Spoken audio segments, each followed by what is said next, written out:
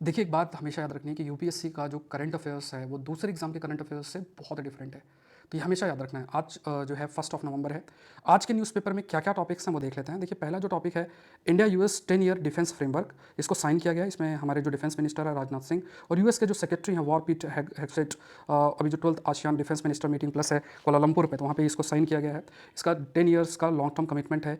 5 defence domain इसमें cover किए गए हैं, land, maritime, air, space and cyber को इसमें फोकस किया गया है कि रीजनल स्टेबिलिटी कैसे मेंटेन करें, कन्फ्लिक्ट को कैसे डिटर करें, पार्टनर सोवेरेनिटी को कैसे सपोर्ट करें, इंडस्ट्रियल कोऑपरेशन की बात करें तो जॉइंट प्रोडक्शन को कैसे प्रमोट करें और डिफेंस सेक्टर में किस तरीके से इनोवेशन लेकर आ सकते हैं और एडवांस और इमर्जिंग टेक्नोलॉजी में कैसे कंट्रीब्यूट कर सकते हैं। साथ में मल्टीलेटरल अप्रोच की बात की गई है जिसमें क्वाड जैसी ग्रुपिंग को भी हमें लेकर चलना है, इन्होंने ये डिस्कस किया। दूसरा एक बड़ा टॉपिक आपका है US to resume nuclear weapon testing. इन सारे टॉपिक्स का डिटेल डिस्कशन आप मेरे सेशन में देख सकते हैं एंड इसका पीडीएफ आपको Saurabh Pandya academy Telegram channel से मिल जाएगा, वहाँ से आप देख सकते हैं।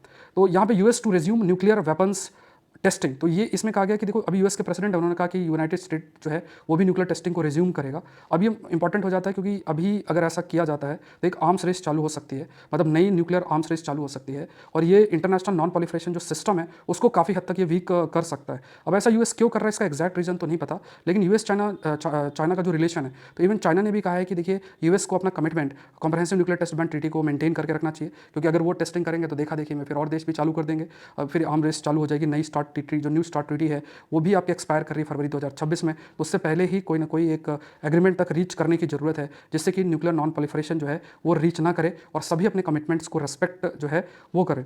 तीसरा आर्टिकल आपका जो आता है इसके अंदर है that is United nation reforms and the proposal for a board of peace and sustainable security. तो यूनाइटेड नेशन का 18th एनिवर्सरी है, तो इस पर इन्होंने ना कुछ चर्चा की है about specific the board of peace and sustainable security, ऐसी संस्था जो प्रपोज्ड है उसके बारे में। तो कहा गया कि आज के टाइम पे जो संस्थायिक गैप है कि कन्फ्लिक्ट को कैसे मैनेज करते हैं और पोस्ट कन्फ्लिक्ट कैसे मैनेज करते हैं, तो उसमें ये जो board of peace and sustainable security है ये एक महत्वपूर्ण रोल प्ले कर सकती है। तो यहाँ पे पीस को कैसे सस्टेन लॉन्ग टर्म किया जा सकता है। उसके बाद अगर फंक्शन देखें बीपीएसएस के, तो ये क्या है, it use political tools, military tool use नहीं करती है। मेन रोल क्या है कि नेशनली लेड डायलॉग और इंप्लीमेंटेशन ऑफ पीस एग्रीमेंट इसकी तरफ जाना है। साथ में रीजनल डिप्लोमेटिक इनिशिएटिव्स को कैसे कोऑर्डिनेट किया जाए, जो पीस कीपिंग मिशंस हैं उनको इंश्योर करना, ये सारी चीज़ें हैं। उसके बाद कंटिन्यूटी ऑफ एंगेजमेंट मेंटेन करना, साथ में यूनाइटेड नेशंस सेक्रेटरी जनरल है उनके साथ क्लोजली काम करना, पीस बिल्डिंग कमीशन है उसके साथ मर्ज करना, ये सारी चीज़ें हैं।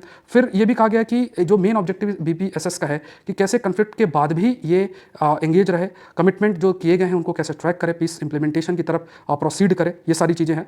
तो ये इसको डिटेल डिस्कशन आप मेरे सेशन में देख सकते हैं, लिंक नीचे दे रखा है। और अगर आप सिविल सर्विस की तैयारी कर रहे हैं अनअकैडमी से जरूर से जुड़ें, use the code SPLIB। Thank you everyone, thank you.